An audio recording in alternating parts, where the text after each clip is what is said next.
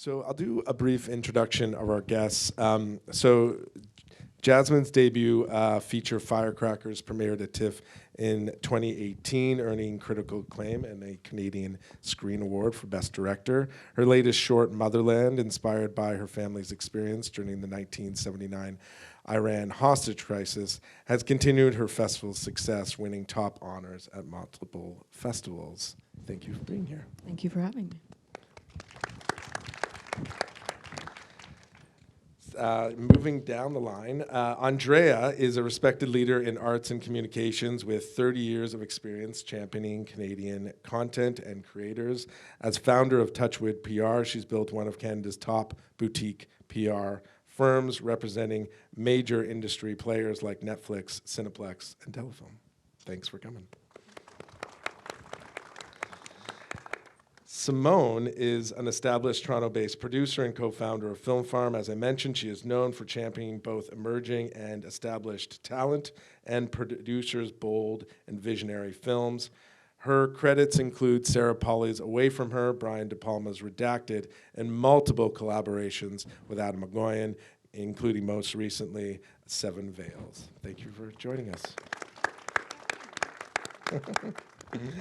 And finally, but not least, Mark Sloan is president of Photon Films and Media, with a career spanning top roles at Entertainment One, Alliance Films, and Odeon Films. He has shaped the distribution landscape in Canada, and as well as supporting many international films over the years. Mark, thanks for coming. So I wanted to start by talking a little bit about navigating what can be a very big and daunting festival, especially for anyone who's attending it for the first time from an industry perspective. And knowing it's our 50th anniversary, to kind of break the ice, I'm curious if you could each tell us a story about your first TIFF experience, the feeling about going into it, and maybe an exciting outcome that came out of it. Jasmine, do you want to kick things off? Like first TIFF with a film. TIFF experience as an industry professional. Yeah. My first short film was actually my student film at Toronto Metropolitan University, formerly Ryerson. So I was just happy to be there. I was like, wow, my thesis film got into TIFF. That's amazing. And I was just enjoying having a screening here. Or yeah, was it here? I think so. Yeah, it was here. And meeting all these new filmmakers. And it wasn't really about the industry side as much at that point for me. It was more just about feeling validated, I think, for having a film that I put everything into screen here, and it was such like a feminist film, and for it to be recognized and resonate with people, that was like the most important. And then like, you know, partying when I was like 26, having fun like that. And when did you first start seeing TIFF as like a career development opportunity, where it was kind of like, this is really exciting. I have a film in the festival. I'm getting that exposure. Maybe, you know, something like that feels like, you know, outside of reality for many people. When did it start feeling like, oh, I need to be here, taking meetings and really setting up future projects? With the feature, it's just all about the business. Like, I didn't see a single film the year that my feature premiered here. It was all about meetings constantly. Actually, so we had a clip from Firecrackers go out into IndieWire. And this is also back when TIFF used to do, like, at the Royal York, the press conference. Right. So our film, just like, just my inbox was flooded from that IndieWire. I mean, you guys can talk about how important it is to have, like, you know, promotion before your film screens, but that was when, it's never been the same experience at TIFF for me. It's never been that, like, I started going when I was at film school. It's not so carefree anymore. It's always now about the business. But if I can try to see films, that's always what I care about the most, but it's not like that anymore. Well, it can be like that for your first experience, but you have a pass. Exactly, as Jasmine knows, when your career starts to, you know, you get more significant and you grow, you know, maximizing your time during that festival is so important. Andrea, in terms of your first time at TIFF and how that's kind of evolved over the years, what does that look like for you? So I'll take you back to 1995. So I first came to TIFF as an intern, actually, for Perspective Canada. So I did my film and communications degree at McGill, and they were offering internships, and I applied. And David McIntosh, if any of you know him, if you don't, Google him, because he's an icon in this place. And he was the lead programmer for Perspective Canada. He came out to Montreal, he interviewed me. And so I moved to Toronto for what was supposed to be a 10-week internship, and it's been 30 years. So, I mean, what that experience did for me personally, for my career, for everything, I mean, I built a community that I otherwise would have never had. It was also interesting because now working on, well now, I mean, I've worked in publicity for the majority of that time, but starting in the programming stream, there was a lot of connection with filmmakers, a lot of really a very organic way of getting to know the Toronto-based community here at the time.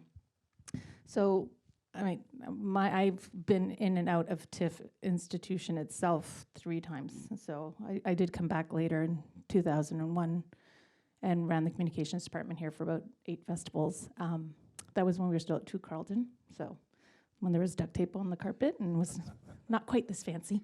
And then I came back for a short stint when Pierce Handling left, and there was a leadership transition to help just navigate what that change would look like for the organization after so long being what it was. So yeah, lots more to talk about, but I mean, TIFF in many ways just set a path for me and changed my entire career, so. From those early days of being an intern and also coming and working for TIFF and supporting the organization in so many different ways over the years, what does a TIFF look like for you now in your role in terms of supporting filmmakers, supporting films, making sure that they are elevated and seen in the way that your company does?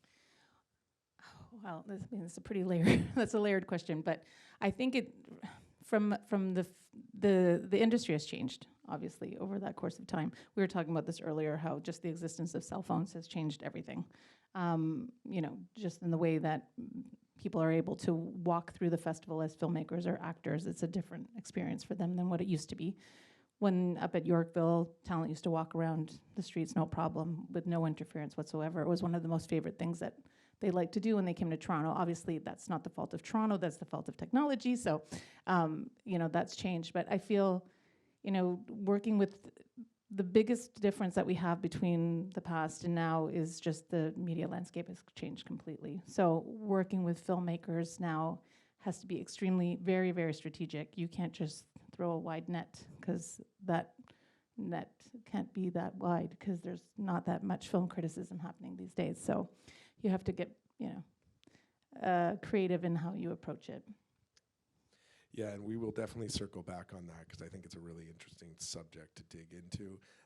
Simone, your first experience at TIFF and how that's changed over the years. Well, I'm going to take you back to 1991 now. So there we go. We keep going. We have a winner. We're going further back in history here. I came to the festival for years before I had a film. So I didn't have a film in the festival until 1998. So I would come and take every opportunity to learn. I would go to the industry conference. I would go to every party I could get a ticket to. You know, I would go to every screening that I could go to. I just kind of like ate it all up. And then that sort of informed how to, like when I was finally coming here to do business, that kind of informed how to go about that and how to make a plan, how to set goals. So, but that didn't happen for probably another 10 years.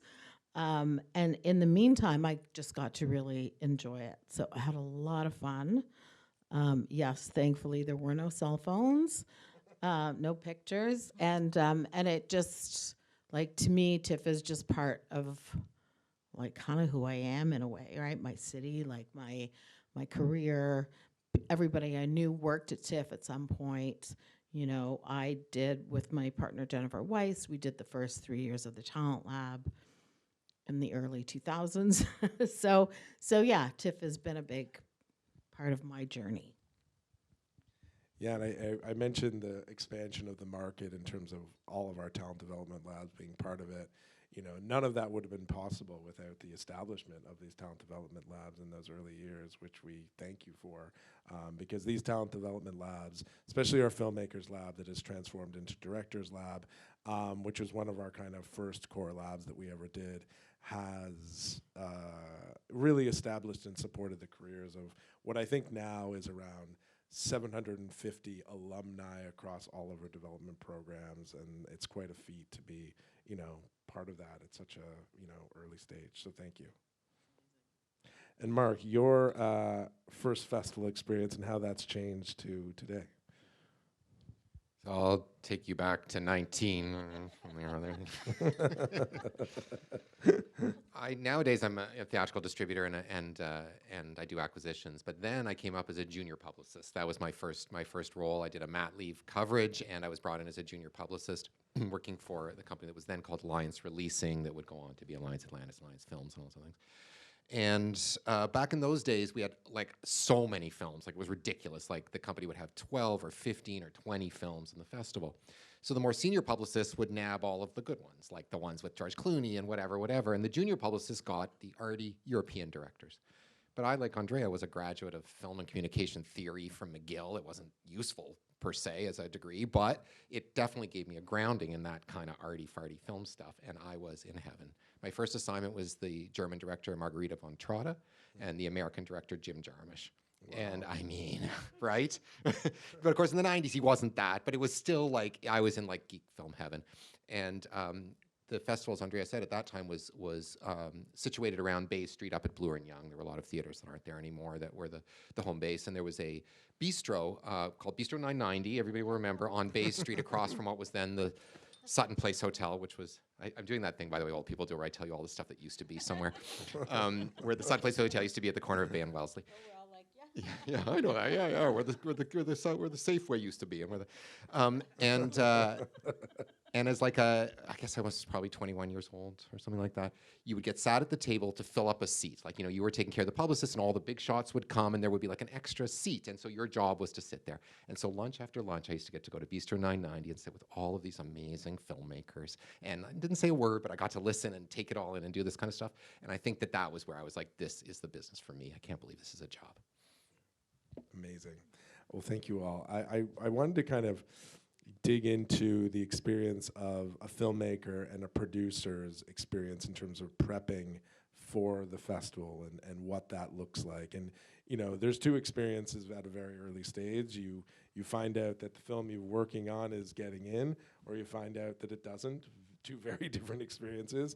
But either way, I think there's a lot of preparation that is required in terms of planning for how to best you know, take advantage of what the festival has to offer from an industry side of things. And maybe starting with Jasmin, in terms of, you know, when Firecrackers, you know, first got into the festival, in terms of strategizing and planning to, you know, launch this film, who did you surround yourself with? Was it, you know, did you find a sales agent? Did you find a publicist? What were the steps that you took to make sure that your film was being positioned in the best way possible? I'll talk about my feature and my short that I played 2 years ago, because I think that's most relevant to people here. Because there's shorts filmmakers here too, right? Okay, good. So I've had both, you know, and back in 2013 with my first short, things have changed so much. So I actually think the prep for a festival starts on set before everything. Caitlin Grabham is the producer I always work with, and we knew we hired 6 different photographers actually to come and take pictures on the set of Firecrackers, which you can still, if you're curious, you can look at on our Instagram at Prowler Film. You can see some of the photos we started very strategically leaking out before the premiere. There's certain, I'm sure Andrea will talk about this, there's certain material you want to hold back for theatrical release, and you don't want to put everything out for your TIFF release. However, I'm a little bit like, I'm also kind of against only one still ever coming out, and you always only see one still, but whatever. I know there's all different. Me and the distributors have always had arguments. So, but we actually, before we even had a distributor, we talked to an independent publicist who sent a clip of Firecrackers to IndieWire. This changed my whole life. This one move. IndieWire picked up that clip and ran it, and then every big agency in the U.S. wanted to meet with me. So many different production companies in the U.S. that were here wanted to meet with me. It was more about, I have to say, it ends up becoming about you as the filmmaker more than necessarily the whole team or the film. We also, back in the day, I don't think this happens anymore, we actually had a screening at the Lightbox for all the major distributors in Canada. And they, I think it was like Theater 1 or something, and then they all wanted it right away. Like, they came out of the screening, and it was just like, When you say they wanted it, so the sales agents who saw it wanted to support it, or was it? It was just the distributor. So it was wasn't the a sales agent distributors yet. were- It was okay. like, the Interesting. Canadian. It's changed. The landscape's changed now because we Yeah. went with Level Film. So it's Right. things are not this. They're done. And then and then from that, Seville, which was a subsidiary of E1, right, which is no longer either. Yeah. They bought it for the sales as a sales agent internationally. Yeah. So that's what we went into TIFF with, which is a good thing to go into TIFF with a feature. If you can Right. have sort of that backing behind you. We also had some EPs who set up, Level we were one of their, like, this was a telefilm talent to watch film. Gotcha. The budget was $250,000. Right. We did not have a vast marketing budget. So did Level pick it up prior to it being, so it was selected already, then Level picked it up, then Exactly. it premiered? Okay, got it. Yes. I think the only reason a lot of these distributors came to see it in person was because it was premiering at TIFF. Like, I think that helped, knowing that. And Level at that time was a young company that wanted to prove, like, their spot in the Canadian film distribution landscape. So they put a lot behind our film. We even had like a crazy after party, like, Right. that they spent like $20,000 on, or something like that. They don't do, again, but this all built the lore around the Right. film. Got The ya. major thing to me was the IndieWire clip. Right. For me was that was everything. And then when I also I was saying Royal York, they had the press conference. I was called on stage without being told. Cameron Bailey called me on stage to make a Right. speech that And I this didn't was the know was Canadian. happening. This was the Canadian press event. Yes, got with it, like yes. 200 or all these people there. Yes.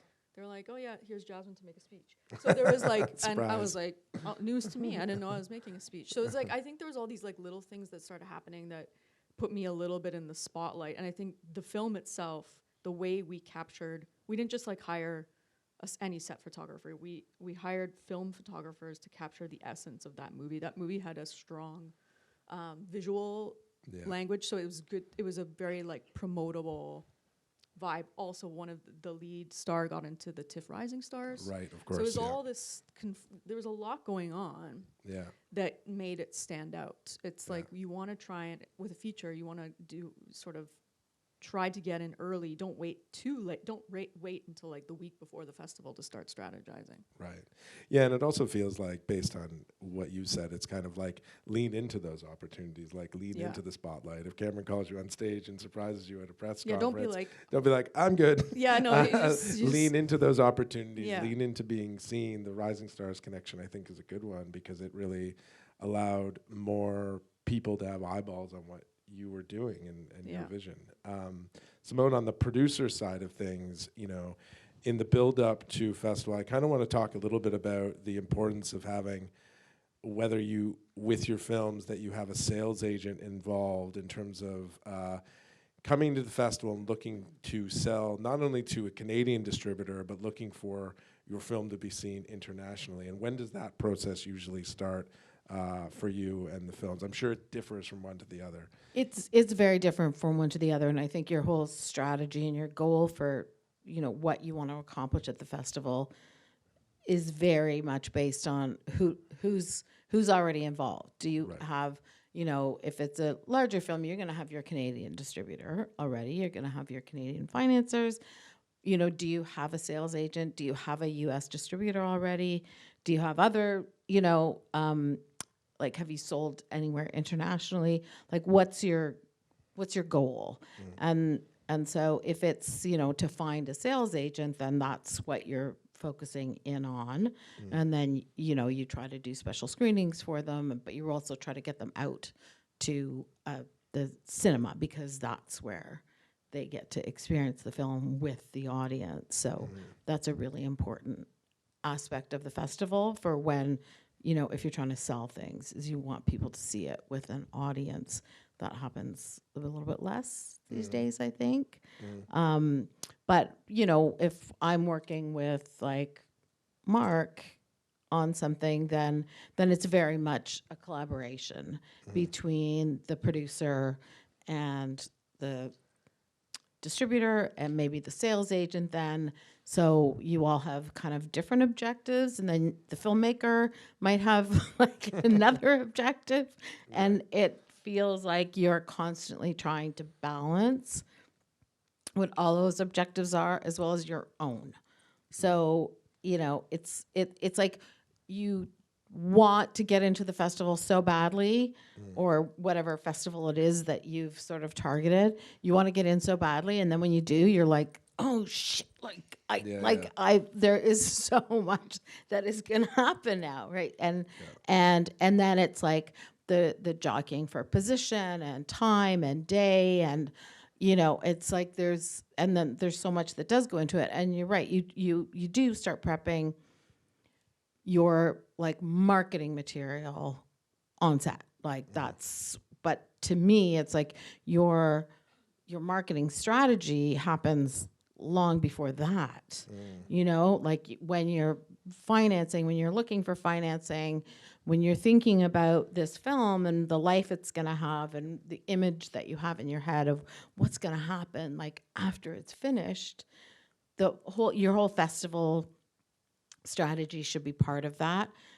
And it also needs to be flexible, because you don't actually know when you're going to get the money, when you're going to go into production, and then, you know, when you're going to finish the film, and then maybe you're not going to get into that festival. So, you know, you've got your top tier festivals, you've got your second tier. And I think, you know, as young, you know, kind of emerging filmmakers, producers, sometimes it's the smaller festivals that you get the most out of. Right. And can you elaborate on that? Why is that? Because you have more opportunity to meet all the other people there, and sometimes there's like big wigs that show up to these little festivals. So you're never going to meet that person. Like if you know, years ago, if you wanted to meet like Ted Hope, you weren't necessarily going to meet him at TIFF, but you might meet him at, you know, some small European festival. But also you're there with your peers, and that's a really important thing creatively. And then for, you know, the future of they do something and then you do something, and you're then introducing each other to other people. And I think it's just like you're sort of like a spider. You're sort of slowly kind of building out that network. Yeah. And the more you do things like that, and the more, and it's not even, you know, it's not even about the number of people you meet, it's about the quality of that connection. Yeah.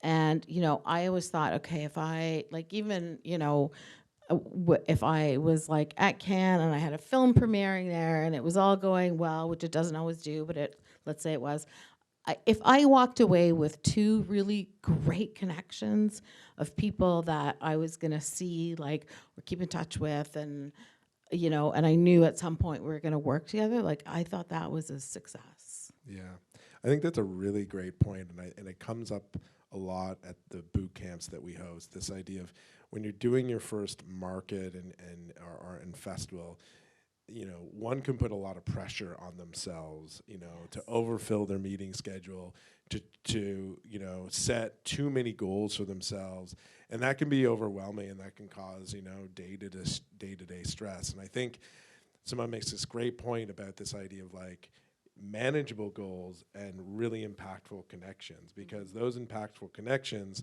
looking back at, I'm sure, all of our careers in a way, those are the things that we remember, those impactful connections that you met someone, 5 years ago and you thought nothing of it, but you just really liked that person. And then later on in your career, you're realizing that you're working on something together, or they helped get to somewhere, or they did something. And I think that I mention it because it's come up at a lot of these boot camps, and I think it's such an important piece of advice.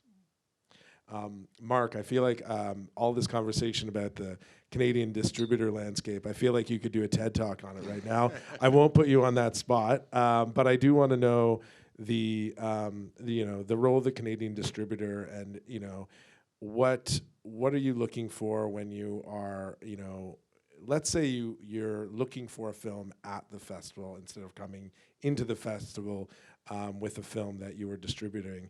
What are you looking for when you're here in screening films?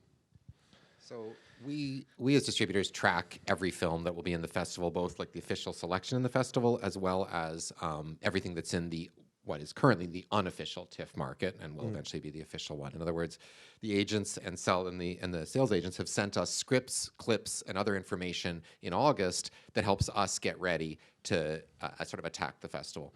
We have a team of screeners who go out and to see everything. We see most of our films at the press and industry screenings wherever possible, partly because they're earlier often than the official screening.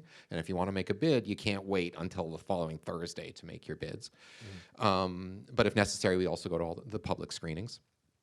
What are we looking for? So the distribution landscape has changed a lot in the last few years. The pressure on movie screens, the available movie screens the pressure's gone up and the number of screens has gone down. So it's no guarantee that you can open every movie on every screen. So are we looking for theatricals? Yes, because people like going to the movies and they spend money at the movies, and it's a great way to make money. So one of the things we're looking for is it a theatrical?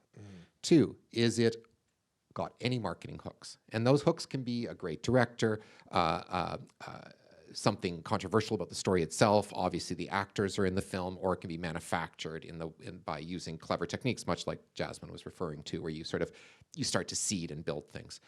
But we are definitely not looking for quiet drama right now, and a lot of this has to do with what we're seeing the buyers take down the road. So in other words, the Netflix buyers, the CBC buyers, and also what's selling tickets in the cinema. And the reality now is you have very limited amount of time to make your impression with moviegoers, and that's why we look for those sort of hooks. Where's that extra piece that when we have your attention for? Because I always say it's not a question of getting them to see the movie; it's a question of getting to know that you even exist in this thing. If you can raise enough awareness, you're already part of the way there. And as a buyer, unfortunately, a lot of the stuff does fly under our radar. We rank everything high, medium, and low, and okay, this one's got a big star, yes, or this one's from a named director, yes, or this one is a great subject that it's about cocaine smuggling. We know that the buyers love cocaine stories, so we do that one is a key for us. But what's really changed over the last 20 years? You can't get away with, I'll just give it a shot buys anymore. It used to be like, okay, I'm going to take a flyer on this. We can't afford to do it anymore. Each film kind of has to work. Otherwise, it's a little bit of a disaster. And so we've become much tighter in how we approach this stuff. So all that to say, for Canadians coming into this looking for distribs, my biggest advice is to connect with the distributors over the summer and not wait for TIFF. It's very hard for us to come out to smaller films and lower budget stuff in the midst of all of these sales agents saying, act now on my film or else you're going to lose it, and we tend to push things to the side. So a very successful strategy is, why? Because then if we come on board, we can jump in at the last minute and help you get all that sort of awareness and get your act together, as it were, for TIFF. By the time September comes around, we get a little too overloaded for that piece to happen, and it's not really realistic. Right. And you mentioned earlier in terms of the market side of the festival, and a lot of the projects that are coming your way are coming from the talent agencies, the sales agencies. Is the reason why you're advising that, say, a Canadian producer come to you early is because it's tough for those Canadian producers to get time with you during the festival, because there's just such a flood of stuff. That's exactly it. And by the way, the same advice goes for dealing with sales agents. They're not really available to take acquisitions meetings during that first week of TIFF because they must be in sales mode. Their only thing they are there to do is sell the movies they already have, and they will not. You walk in the office thinking, The answer is no, contact me later. So if you really want to make the most of TIFF, obviously with your film in it, the key is to go, and by the way, all the sales agents in Canadian are ready for that onslaught in the summer. We expect to hear from everybody as the festivals announce who's getting into where, that rush to do it. And so everybody's ready for that to make it happen. But it is not wise to wait until TIFF to start that process. It's a process, the minute you know you're in, you should get going. Yeah. And I guess a question on the producer side of things, Simone. So you find out you're in the festival, you don't have a sales agent. You know, you want to start reaching out to sales agents to kind of get interest and make sure that it's on their radar. What are some of the questions that you're asking a sales agent to make sure that they're going to take proper care of your film? I don't know if there's a specific question that I would ask, because it's a conversation that you're having, and I think that you can sense when if somebody is passionate about your project, or if, you know, I don't ever feel like you get into conversations with people that don't really want your film, right? So if you're having a conversation with somebody, it's because they do want your film. And if you're at that point, you should have done your research by then on who the sales agents are. Like, you should know who they all are before you go out to them. And then, you know, it's kind of just a matter of elimination. And it may not be, like, I haven't always gone for the people who are giving me the most money necessarily. I mean, that's a good place to start. But it's also, like, who do you feel is gonna, because the job is to sell the film to other people, and that's where you're gonna really make the money. So, Right. you know, it's kind of like a process of elimination in a way. And if sales agents want it, they tend to pressure you into picking them or doing something right away.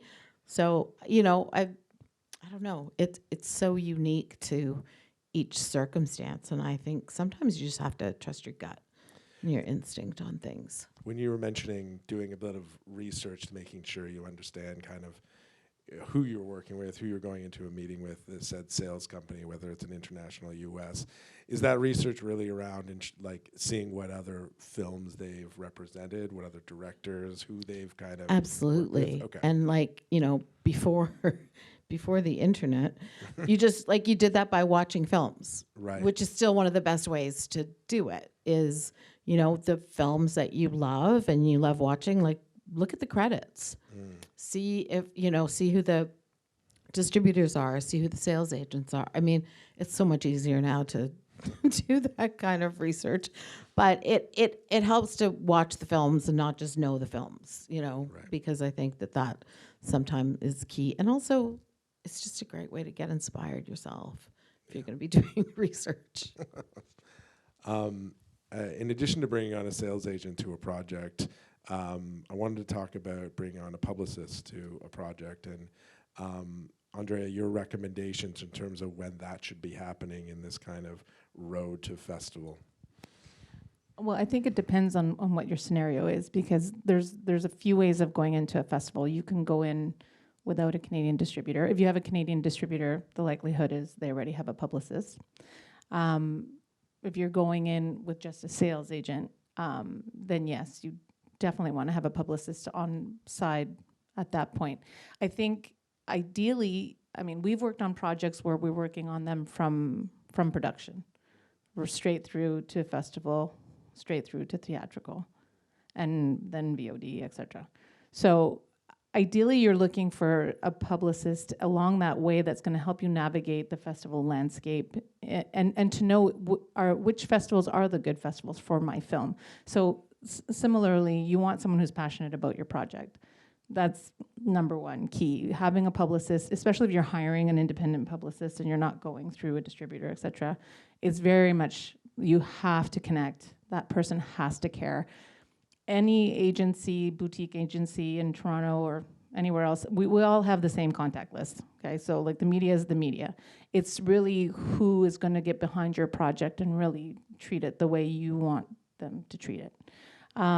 So very much we function as ambassadors for the film. So I would say even in your financing period, you're thinking about a publicist. You need to think about that line item, because that often happens where by the time you're at the point where your project is completed and now you're looking at the festival circuit and you think, I need help here navigating this, because it is a whole job. If you have a very, very, very good producer, or you yourself are very, very active with media and social media, you can figure it out. Not with a beast like TIFF. I would say with a festival like TIFF, you need as many people within your community as possible to be helping you with your film. So I would say we start conversations on TIFF films before the films have even been submitted to the festival, just to say, hey, we're looking, can you take a look at a rough cut? Can you tell us what you think? Time for input. What's the story? Do you know of other projects that are similar that are coming down? That what would be the competition? Because as independent publicists, we have a very good understanding of what's out there in the film, what's coming down the pike in terms of the films. So I would say, don't be shy to reach out, even early on, even with an early cut of your film. Also do your research in terms of the PR. Similarly to a sales agent, you want to know what kind of projects do these publicists work on. Do they work with Canadian filmmakers primarily? Do they, what does their roster look like? What are they known for? What are the kind of things that they've gotten behind? Because I think that's really key.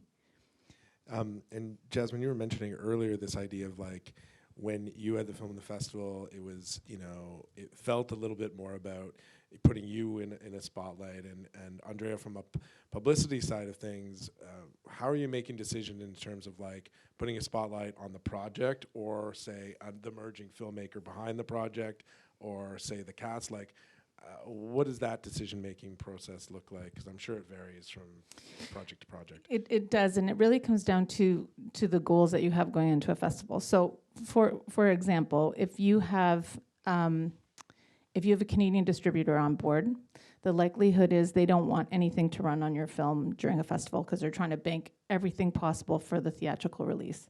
Because if something runs in the Globe and Mail and Toronto Star, whatever, E-Talk, whatever it is, the likelihood of it running again when your film is released theatrically is less. So oftentimes what we do is that but as a filmmaker, an emerging filmmaker, they want to take advantage of this time at a festival and create buzz for themselves as well, because this is one project, but of course you're looking at a whole career, right? So you're trying to you're building your community, you're networking, you're doing all that, but you're building your presence and awareness within the media landscape too. So what we will sometimes do is that if there is a good cast and you have a director, we will say, okay, we'll negotiate with the Canadian distributor and say, can we do a feature piece with our emerging filmmaker during festival, and then we'll bank all the press that we do for cast, et cetera, for later. But or can we do one now and hold the rest for later? So you try to navigate that way. And I mean, what's great is that if you have various pieces, and publicity is not all at once. I mean, oftentimes emerging filmmakers come in and they want just the festival just to be a blast of media. I mean, we love it as publicists. We're like, great, we've done our job. But sales agents hate that. All they want is trade reviews, and that's it, period, and some photos on the red carpet, create buzz, and we're done. Canadian distributors hate it, right, Mark? Like, there's nothing worse than all the reviews have run, all the press has run. So, we try to use the pieces that we have available to us to also understand, at the end of the day, our job is also to create an experience, right? Like, you spend how many years making a film? You probably have many Visa cards maxed out. You're inviting your friends and your family, and I have so much empathy and respect for the work that goes into it. Then you get picked for a big ass festival like TIFF, and you're supposed to do nothing? No. You want to be able to have an experience, and that's, I think, the job of the publicist, is to make sure you have a wonderful, even if you don't have a red carpet, what are the things that we can do to make it special? Is there a dinner that we can do? Can we invite some key press to come? What does this look like and feel like as an experience? Because that piece is really important too. And this is a question, I think, my next question is kind of for everyone, and it's in relation to the kind of questions that you are asking the festival, the programmer who has, supported said film, or the festival itself, in terms of ensuring that your film that you are supporting, either as a producer, a filmmaker, a distributor, or a publicist, is positioned in the best way possible. As we've established, TIFF is a giant. It's very big. There are a lot of films, and so I guess whether it's from a scheduling perspective, whether it's from program perspective, what does that relationship with the festival look like, and what are you really fighting for once you've found out it's selected? What's that next battle? Jasmine, I don't know if you want to start. Mm-hmm.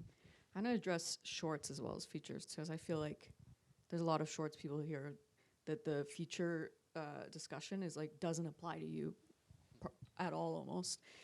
So like I would say, everybody wants opening weekend. Everybody wants to play opening weekend. I think regardless of your short or feature, however, if it's a short, it doesn't matter as much. So you can relax. But if it's a feature, everybody likes opening weekend because a lot of the industry leaves on the Tuesday after, right? So then if you play the back half of the festival as your premiere, a lot of people are not there anymore to watch it. So that's something I tend to like. I'm sure TIFF is so sick of so many people being like, we need to play this slot, and they're fighting to program so many people. You're probably gonna get booted out for like, a bigger star or whatever. I think Firecrackers played maybe the opening Monday or the opening weekend. I can't remember. It was in a decent spot for what it was at Scotiabank. For shorts, like I said, don't worry. Also just for shorts, like back when I was doing my first short here, TIFF had some I didn't have money for a publicist back then. They had an internal shorts publicist that can help you. It's good to like learn who that person is and be able to like talk to them, ask them what they need. I was put on back in the day Metro Morning with Matt Galloway as a shorts filmmaker and talked about it there. I think I was on CBC like being interviewed there. You're not going to get a lot out as a shorts filmmaker. You're not going to like necessarily make a sale. There are a few places you can make a sale, but even for me, who won the Best Canadian Short and won 2 CSAs for my short, it did not sell. So it's the expectation for having a short sell, whereas at your feature, you kind of need it to, otherwise you need to get theatrical distribution later. So for shorts, people, I would just say, get in touch with, you don't have a lot of money to like hire a publicist, although I did for Motherland hire a publicist. Just ask what TIFF can offer you there. And then I think as a filmmaker, you need to worry about a lot of different things. So I think that's when you can rely on your publicist to be the communicator with TIFF. If you want to be able to be like CC'd on certain things, you can. You don't want to be CC'd on everything. You don't want to know all of the, you don't want to look at the press and industry screening things all the time and see who walked out at what point.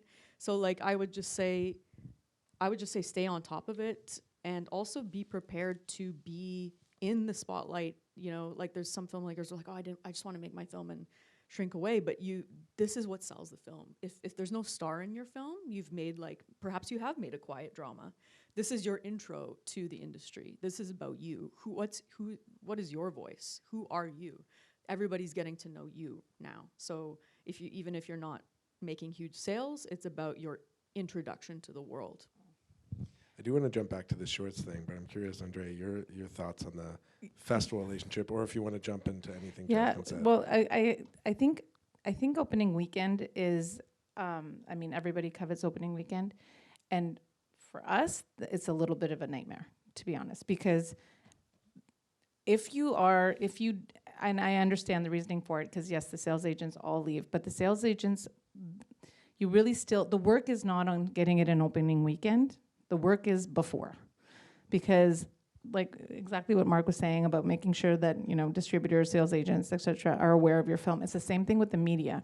The minute your film is announced that is participating, ideally you are ready with a link to your film. I know people prefer press screenings. It is not, you won't get the kind of attention that you want to get. We absolutely need links to the films. So our work is hopefully, whether it's opening weekend or later, we are doing our jobs as of the go. as soon as the festival announces, because you have to, it's like a mad scramble to get in front. Now, depending what you're up against on opening weekend is what can be the challenge. If you're coming in with some heat, you're picking up a distributor right before it, now you're on people's radar, you have more of a chance for sure for people to want to come out to your film on the first 4 days of the festival. If you haven't come in with that kind of heat, it's a lot more challenging. So in those scenarios, maybe it's not the sales agent you're going to get, but maybe you're going to get more media attention. Maybe you'll get a Canadian distributor attention when the pressure cooker of the first 4 days of TIFF is done. I do think the end of the festival gets very challenging, though, because I think everybody's exhausted. You're not getting the best in terms of a premiere, I think, and I don't think TIFF really premieres films that need more attention later in the festival so much. So that would be the only caveat, that wherever it lands in the TIFF schedule, the work's starting way before that. Yeah, sometimes I've seen on the back half, if you're okay with having your kind of press and industry screening early and doing more of a mid-festival public premiere, sometimes that can work because your public premiere can kind of own that space in a greater way than it can kind of own that opening weekend or, say, a Saturday versus a Tuesday or a Wednesday. And, you know, there is some play in that could be advantageous. Simone? Yeah, I was just gonna sort of on top of that, I would say as a producer, you want to know what other films are playing, what other Canadian films are playing hugely, and and then what are the big films that are playing? Like, what are you going up against? It depends on your film. Like, depends what program you're in. Like, do you really want opening weekend? Do you really want opening night? Sometimes, I think everybody is like, you got to get opening weekend, and no, you know what? You don't need to get opening weekend.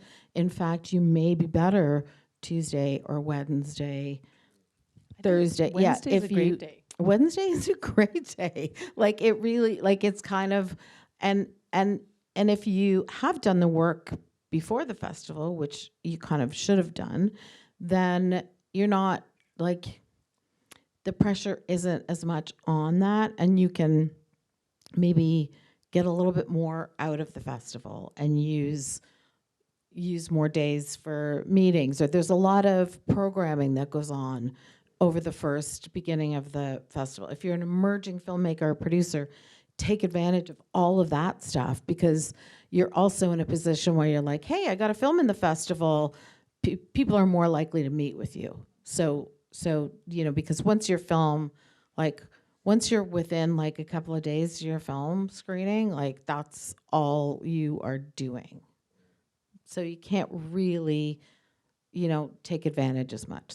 I would just say, think about where your film might be better positioned. If you've got Brad Pitt and Margot Robbie, well, go for it. Go for opening weekend.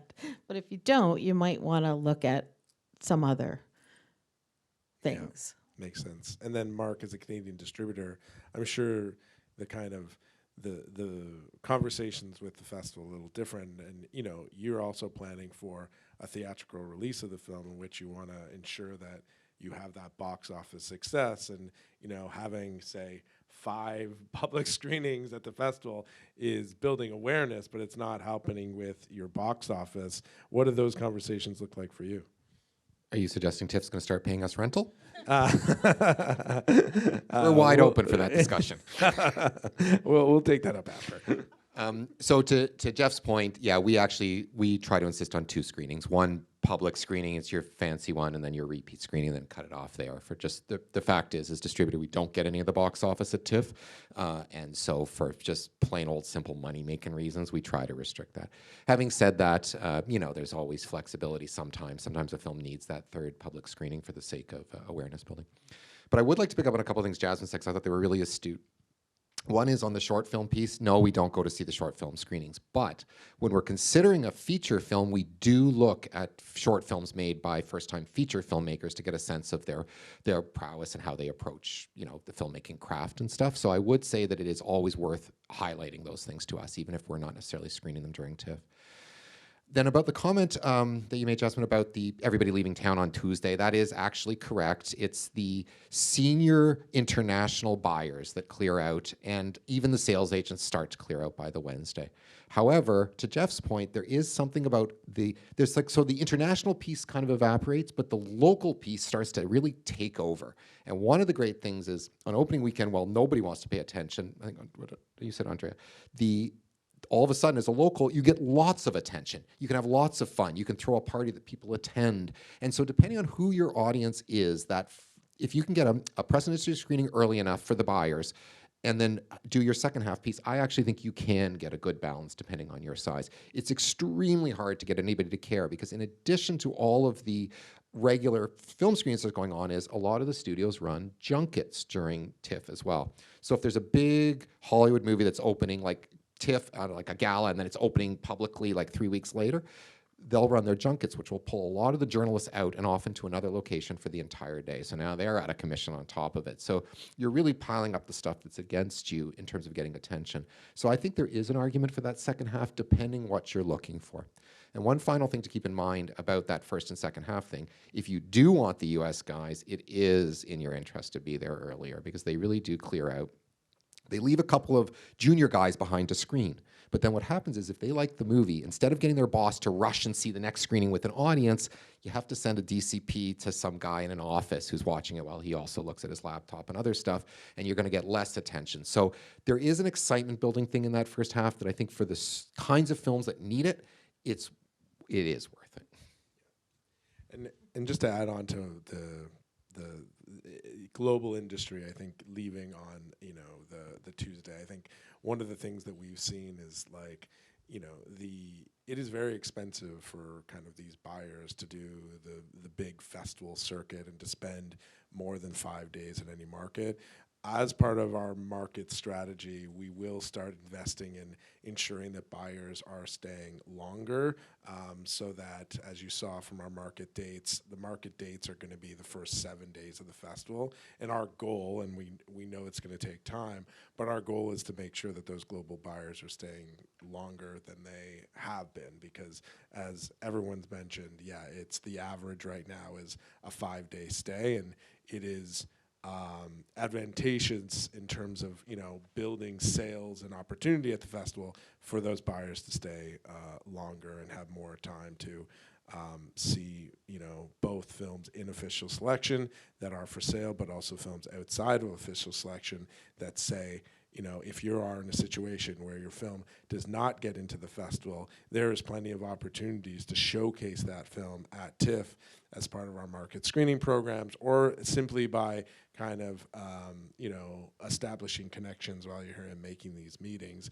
I guess with that point, Simone, in terms of your experience coming to the festival without a film, and maybe it's more about coming to the film with a project in development or in your pipeline, what does that look like for you as a producer when you're here in terms of the types of meetings you're having and who you're trying to kind of build relationships with? Well, again, it really depends on like my goal and where the project is at. So I think one of the other things other than like kind of setting your goal and knowing what that is for the festival, because you can get lost so easily and forget it and just, end up like, I don't know, not like feeling overwhelmed and then not kind of accomplishing anything. So if you know what your goal is, that's the first key, and put it on a sticky note, put it on your mirror so you remember it every day. But the other thing is knowing where you are with your project. So, and therefore like who to meet. So, giving a script or having a meeting with somebody and pitching something before it's ready is the worst thing that you can do because you usually have one chance.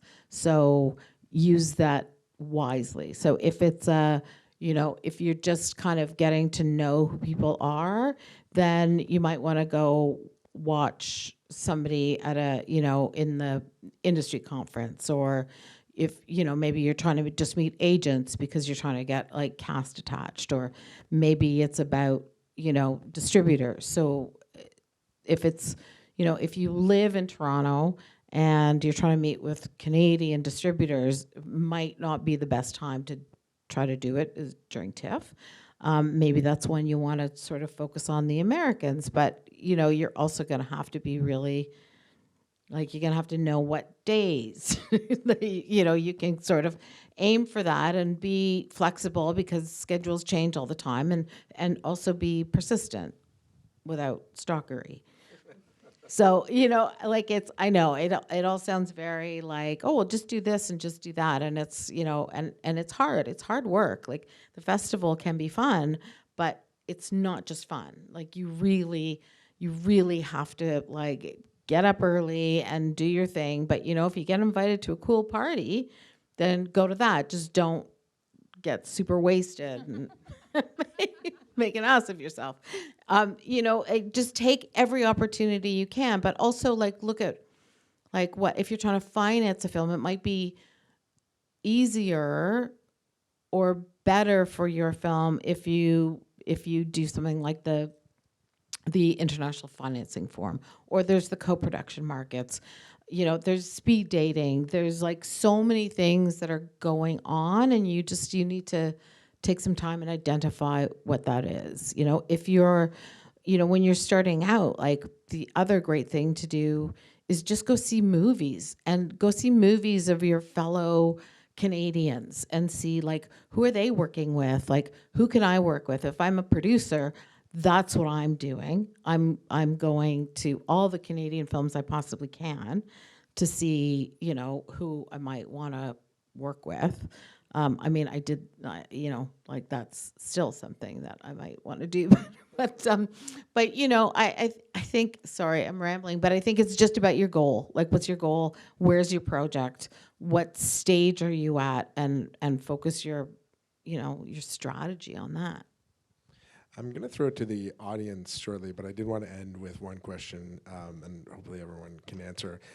We've talked about a lot of the things that we recommend doing, or the strategies leading to the festival, and things that you want to, you know, keep in consideration, and depending on the stage of your project.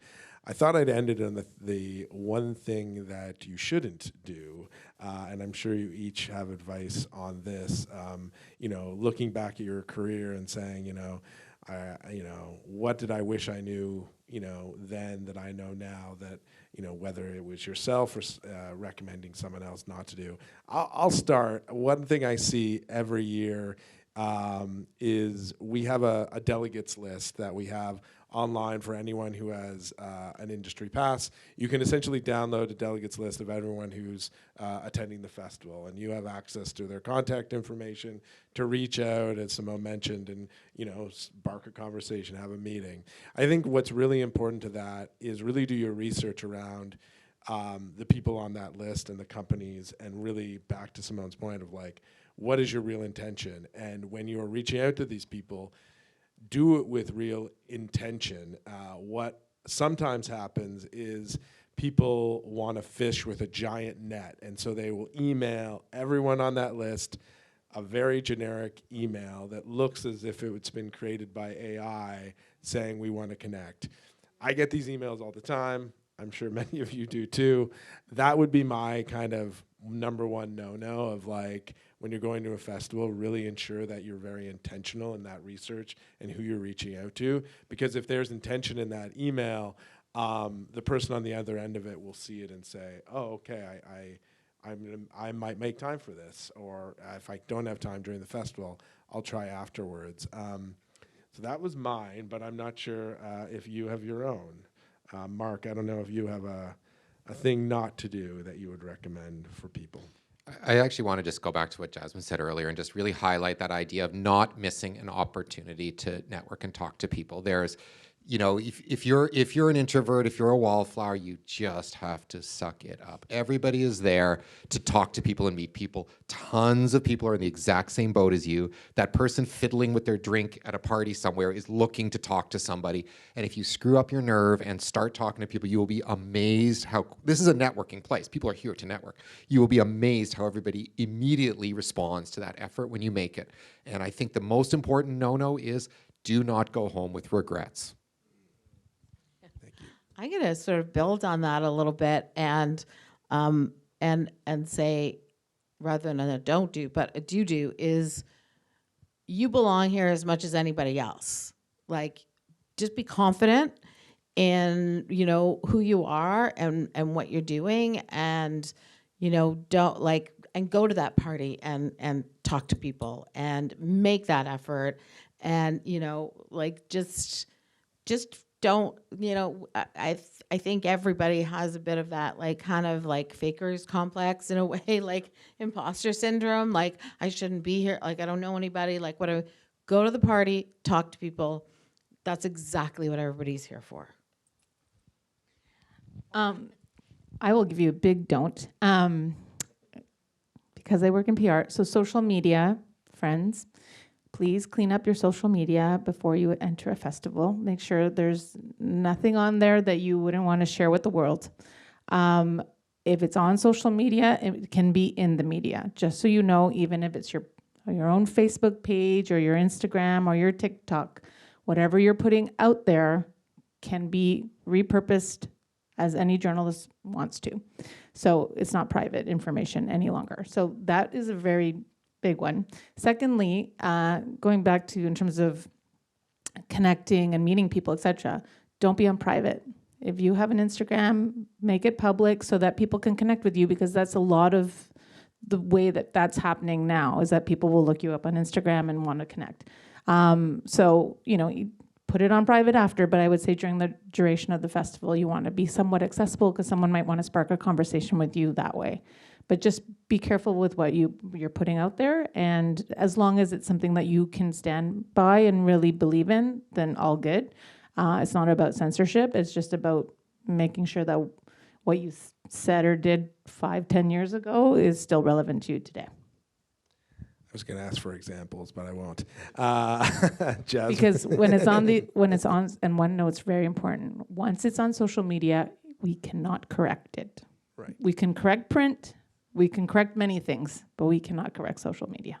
That's a good one. Jasmine. Yeah, I've had journalists pull quotes from the captions I write underneath pictures, and luckily I, you know, wouldn't put it up if I didn't want it there. But I was like, oh wow, that's I didn't know that could happen. But I don't know if there's anything that I've felt like you shouldn't do. I think you should just think outside the box, especially like for like shorts filmmakers, or even if you have a really low budget feature film, like use, you know, within reason, not blowing your like theatrical release, but like use TikTok to reach the communities that your film speaks to. You know what I mean? Like find the communities, like you, especially like for instance, I made a film, an Iranian film. I really like went and tried to find all the Iranian community I could to get out to come and see my film. And they did, you know, and with a short, you're not gonna have a theatrical release, so you can really go, this is your time. The festival's your time. And also you want it to stand out because the jury, you know, is watching all these shorts. And I've been on juries, like if you hear about a film over and over and over again, I mean, the film has to be good, but you know, it can influence, you know, how much you want to like award that. And then once you get a, you know, award as a short, especially, you're looking at like so many other festival offers. Same with features too. So I would just say like think outside the box. Like there's a lot of ways that things have been done in terms of promoting films, but there's a whole way, I think there's a new way that we're still figuring out. And I know a lot of you like use TikTok, and I think Instagram is still great too for that, but like think outside the box and lean into that as much as possible. Yeah, I love the tip that you made in relation to like call on your community. I think that's a really great point. And you look at a film like Scarborough a couple of years ago that almost won the People's Choice Award. It was second to like Power of the Dog or something of that scale. And so I think, you know, as filmmakers, call upon your community and say, you know, if you're ever asking for favors from those in your family, those around you, make it your TIFF premiere, because they will show up. And that feeling in the audience of screening that film, not only with the public audience, but those who are part of your community and your friends and family, like that's a pretty exciting experience. And then if you're lucky, a buyer is going to be in that screening with that same audience, and it's going to see how that your film is speaking to the community in which you may have made that film for, and that makes a huge difference. We worked on that film, just so you know. A perfect tie-in. I'm going to throw it to our audience for some questions. We have a mic that we're going to be running in the audience. And so I see a question here in the fourth row.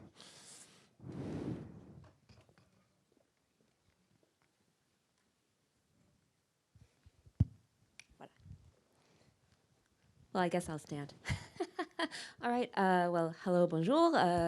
I'm Aziza Mohammed, and thank you all for sharing your wisdom, your pearls of wisdom with us. Hopefully, we're not swine. Anyway, it was funny in my head. And no. Well, first of all, I wanted to thank you for saying that we all belong as much as anybody else, because certainly as a woman of color, as a Muslim, I often don't feel like I belong, and I'm often told expressly I don't belong. So, you know, it's meaningful to hear that from you. And on that note, in that vein, you know, we look at the giants of the film industry, and they kind of have a certain demographic, if you will. And seeing as I'm not, you know, a rich old white man, do you have any advice for me as someone who's trying to tell a different kind of story, a meaningful kind of story, and you know, write a love letter to Toronto and to our country? Don't try to fit into their mold. Do your thing. Don't try to fit into what's been done, because they're not. You know, go where the love is for you. Don't try to like fit into what they want. Like, I made a film that was so, at the time, like, it was a little feminist, it was a little gritty, it was dark. A lot of people here did not understand it in Canada. And if you're a Canadian filmmaker at TIFF, like, you're getting mostly Canadian attention, not necessarily international until you're theatrical. And hopefully it'll play overseas and whatever. And so, you know, just, I never fit into that. And then I made a short film, it was an Iranian film, it's even worse, you know, like, it's, I just think you gotta like carve your own path and make your own, bring your own community to this. And that's why I was saying think outside of the box, because there's this cookie cutter way of the way films have been coming out and the way they're distributed and who's distributing them. And I'm like, I just don't think that works anymore. I don't know. I think we're going through a revolution of what that looks like. There are new distribution companies like Watermelon Pictures, for example, and we're gonna see their films start to come out that nobody wanted to touch, right? So like, we're going through it, but I think it's gonna be hard. But I think that you can just carve out your own path. I think social media is a good way to touch, you know, with your community. And to get them to come. I mean, it's hard with a TIFF screening because like everything sells out super fast. But yeah, even like for instance, when Firecrackers came out, the Globe and Mail did a profile on me because you couldn't do the reviews right away. But they did a profile on me, and that, I don't know if you could write to them or like say, hey, I'm this filmmaker, I'm Muslim, I'm making a film that's crucial for this time. It's playing at TIFF. Would love to talk with you about that.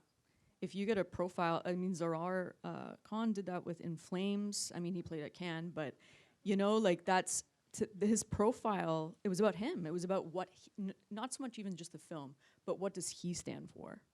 And I think that's, you gotta just carve your path, just carve it out.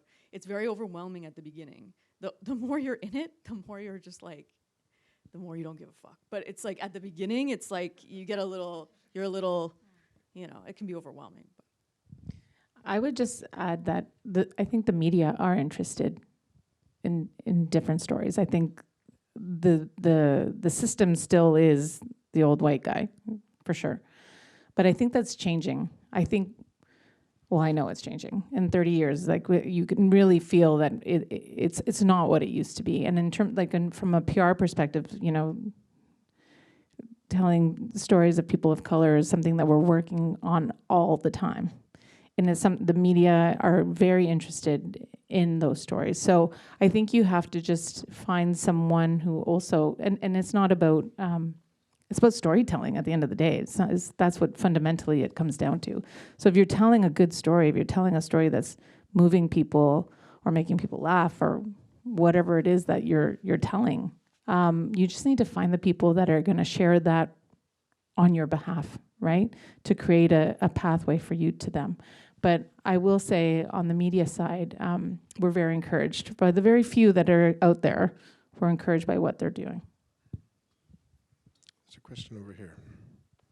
Hi, thank you for this opportunity. And I think my question is really geared towards TIFF and television. So this might be a question for the moderator.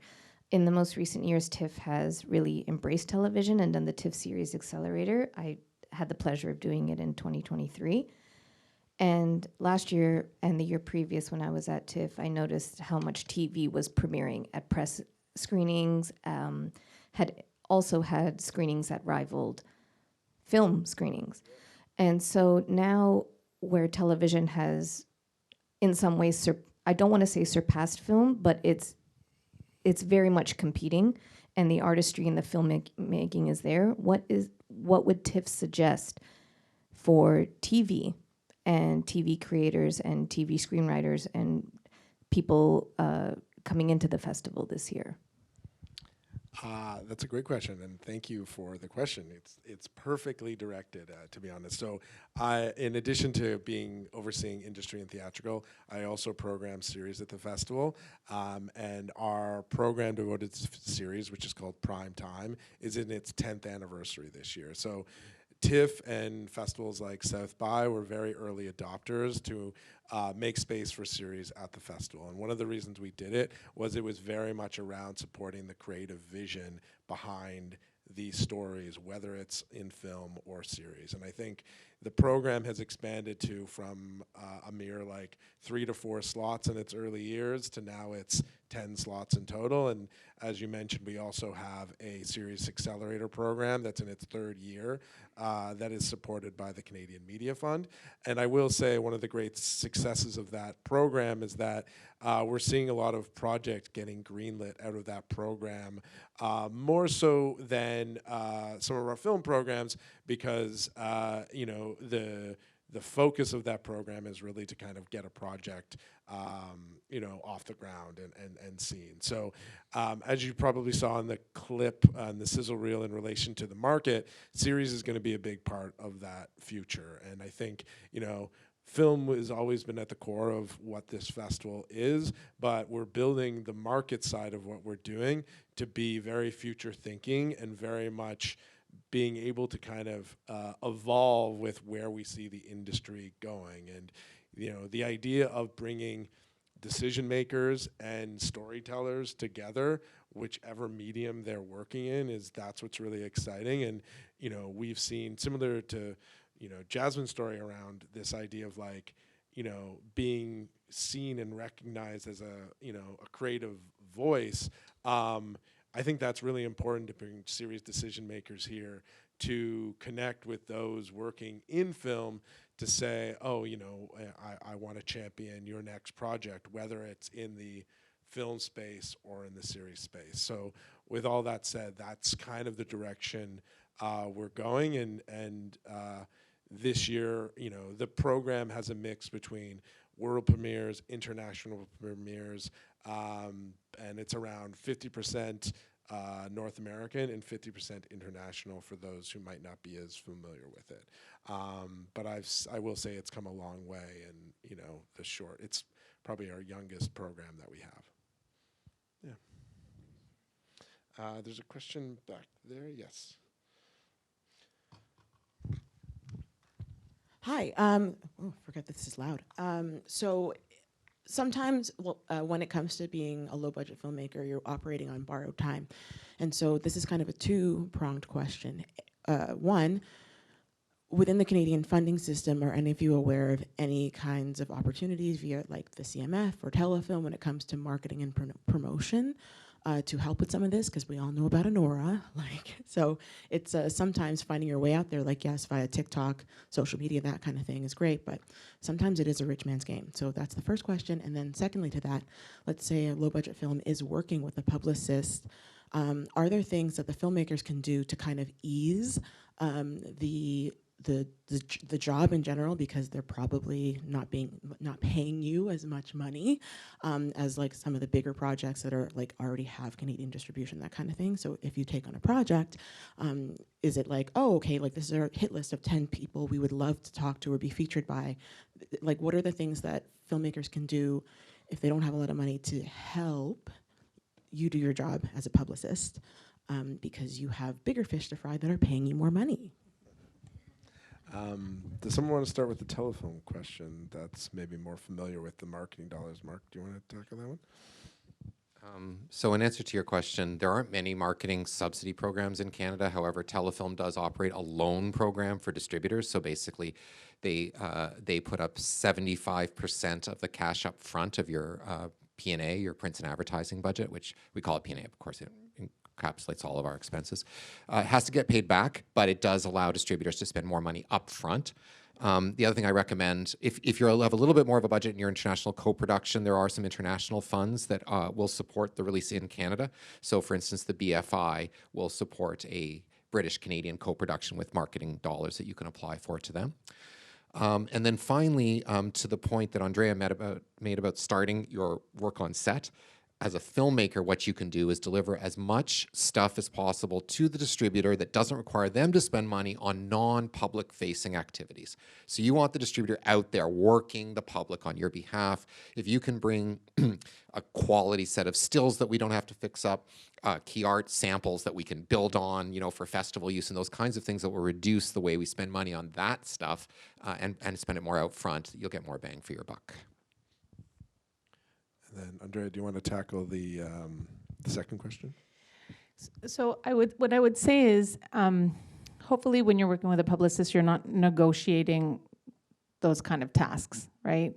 That you come to an agreement. If someone's going to work on your film, they should work on your film. And you come to an agreement of what that amount will be. Because during a festival, you know, I don't charge by the hour. Like, that's impossible, right? So I think you just need to find a publicist, that really believes in your project, that will just go the distance, because it's not just a checklist. It really is a lot of work on the ground, running into media and making sure they're talking about your project, etc. There's a lot of that part that's happening too behind the scenes. I would say, in terms of things that you can do to make our lives easier, have your excellent set of materials. Materials are key. Having a link that's shareable of your film that you can stand behind, very important. The sooner the better. When it comes to trades, which I know everybody wants to get review in the trades, less and less and less and less trades are coming to festivals in general because they don't have the kind of budgets that they need. Links early are super important. And if you have a festival, if you have a film at TIFF, you have to think they're also doing Venice, Telluride beforehand. So not only do you have to get them before the festival, TIFF, you have to get them before they get on an airplane and see you later for 3 weeks. So those materials are super important. Also, to make our lives easier is managing your expectations, because I think, you know, you have to be really clear on what it is that's going to feel like a win for you, right? What are you going to come out of? And that's a relationship, and that's a conversation that you have, you know? A good publicist is going to give you a realistic set of expectations, right? They're going to try to say, this is what I feel is possible. This is what we're going to aim for. If we end up somewhere over here, is everybody going to be happy? To lay out what the success looks like is really important. You also need to know is that you're laying the foundation for your career, right? That's really important. So even if you end up having a conversation with a journalist or a film critic, whatever it is, and they don't write about your film this time, that doesn't mean that the next time you have a project that they're not going to write about your film. You're building a foundation. So I know, you know, we want deliverables and results and everything. Of course, everybody does. But there's something super important about building the community with the media too, understanding who are they, what makes them tick, what are they writing about, what films do they like. It's very similar, right? So when you are in relationship, then when you sit down, you're having conversation with them, you're building something. That's really important. So, you know, have your materials ready to go, and be ready to do interviews whenever it happens. That is also super key. Like if you hire a publicist, please make sure yourself available at any moment between then and the festival, because sometimes these opportunities come and they go, right? So make sure that you're available, that you've cleared your schedule, that you're not going off to the cottage. Not that anybody would be doing that before a festival, but those kinds of things are super important. Yeah, and just have a good attitude about it, I think, is really, fundamentally, that's what you really have to go in with the passion, and make sure your publicist is also inviting you to events and things. Figure out what are the events that are going on that you know about as well, that you want to go to. That's really important for networking, so that's also part of it too. There's a question here. Yes, I have two. First of all, I want to say that The Firecracker is a wonderful film, and I watched Thank it, you so and it much. was like, when I really feel happy about that, because it's time to watch film, and it was like in TIFF. So I'm wondering, in the future, is TIFF going to have a spotlight Canadian filmmaker, and have a slot, have a space for promoting our Canadian director, filmmaker? I will be really, really happy, to see those films, because very encouraging. Second, I want to ask, as a filmmaker, a writer, director, currently looking for a producer to take on my project, what advice you give it to me for networking? I can tackle the first one. So in relation to Canadian films, so there was a period in TIFF's history when there was like a specific program devoted to Canadian films.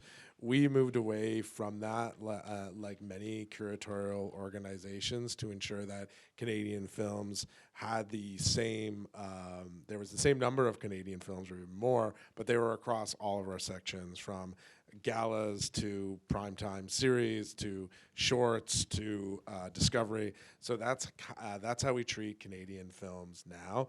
On the talent development side of things, 50% of all of our talent development programs are Canadian in terms of the participants that are part of it.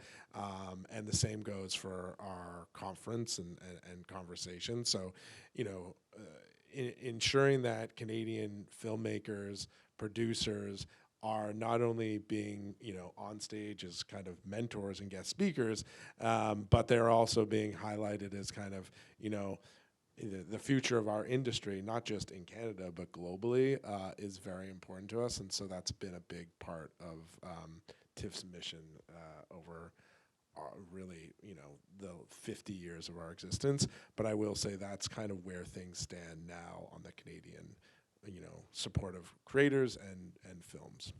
And we also have Canada's Top 10, which is early in the year, where we spotlight what we feel like are the best 10 films of the year. And I'll just say it's better that way, because I remember a reviewer in Variety of Firecrackers said, this is one of the films I kick myself for not seeing at TIFF, but he's like, I never go see Canadian films at TIFF. So it's better to just be in and amongst everybody else, I think. The second part of that question, can you remind us what that was?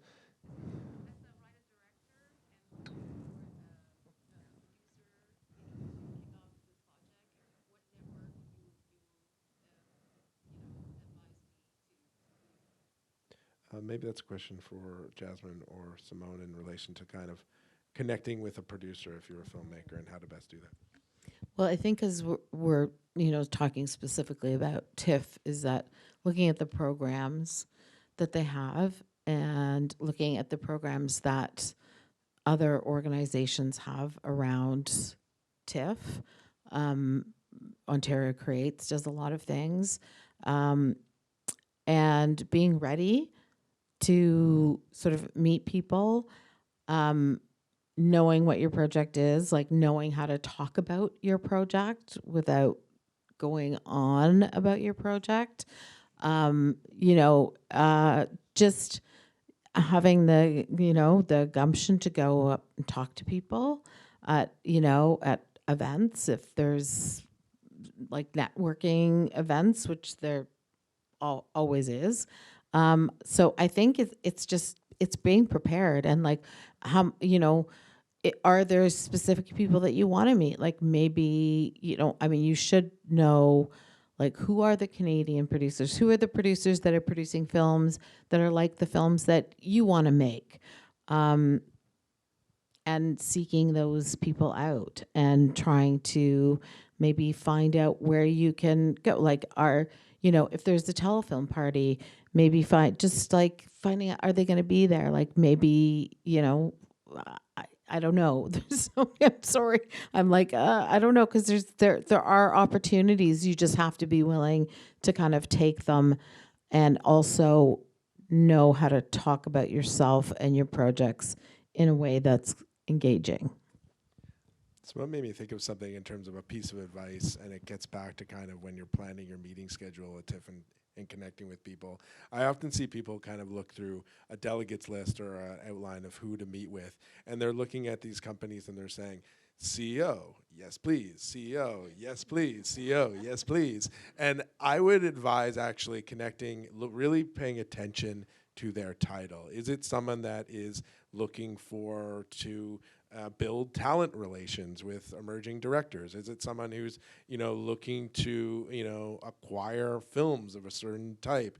Those people, and even though they may seem like they are junior within this industry, they are not going to stay junior in this industry forever. They will evolve. And a lot of the people that I'm sure all of us started with in this industry are all emerged into different, positions, and fostering those relationships at a certain stage in your career is very beneficial. So don't always look at that kind of list on that wish list. Back to setting reasonable goals in terms of going for those types of people, because not only is it not realistic, but it actually might not be beneficial in general long term.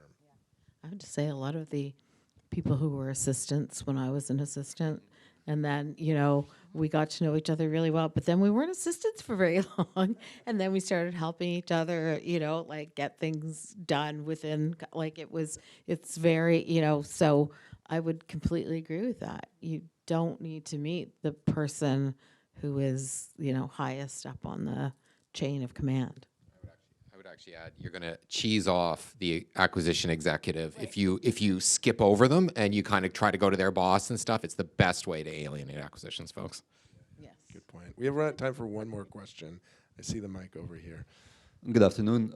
Thank you so much for a very engaging talk. I guess I wanted to ask, at first I wanted to ask if there's anything that any of you find that's missing from the films as they approach you, or from the filmmakers, one of the key points that you think are missing. But then I thought I'll turn it around, and maybe you kind of sprinkle it across, and you mentioned a lot of that, but maybe there's a success, not something that's missing, but something that stands out the most when you are approached by filmmakers, or when you're approaching filmmaking as it approaches the festival. Is there anything that's kind of stands out to you as the most successful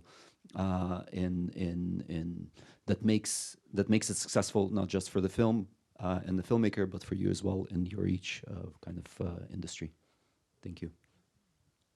Hopefully that's clear. Yeah. So maybe just to repeat it and making sure I understand it. So what is a kind of example of a success in relation to a success story? We talked about Scarborough earlier, which could be one, but a success story in relation to a specific film that maybe got invited to the festival, or was going to the market, in which, their strategy going into the festival was successful. Is that right? I guess something that you found that the filmmaker did approaching you that was really successful, or something in your specific industry that's really makes it help make it successful. Okay, thanks for clarifying. From my perspective, I think when I'm talking to producers and directors of filmmaking teams, when they are very organized with what they come, they show up, and they're very organized with what they have in place, what they'd like to achieve. They've had a conversation about it already internally with themselves. So when they come and I'm engaging in a conversation with them about potentially taking on their project for a festival, I can see their enthusiasm. I can see it's been thought out. I can see how much they have already envisioned of what the experience is going to look like for them. That's really helpful for me in order to see what can I deliver for these guys, what's possible in terms of what they're looking for. So I think a sense of talk in your team before you're talking to anyone else. I think it's good to all come to an agreement in terms of what you're trying to achieve. If you have set goals, then it makes it a lot easier for those of us that are working for you to be able to take that and make it reality, right? If you're coming in and you're not quite sure and you're not clear on what you want to do, and it becomes a little bit of a, like now, I mean, brainstorming is fine, but if we're trying to like set goals in the process, it's fine to have informational meetings like that, that's cool too. But when you're at the point where you're like, I'm shopping around for a PR team, say, it's good to have those kind of ideas a little bit more concrete, if that makes sense. Anyone else on that one? I would just, in a couple of words, just say, whatever it is, if authenticity is in and generic is out. So what it is that makes you unique, just as somebody mentioned in the audience, about their community, or actually it was Geoff who said, if you know your community, if you've got those hooks, if there's the things that make you special and authentic, make sure you can articulate those things in an elevator pitch. Just hearing, oh, it's just a great movie like some generic other movie we've seen before is just not a road to success for theatrical right now. So I do recommend, putting your authenticity on display. All right, well, with that, I just want to thank all of our incredible guests for all of this useful tips that you've provided everyone today. Thank you all for joining us on the road to our 50th edition. We hope to see you this time come September.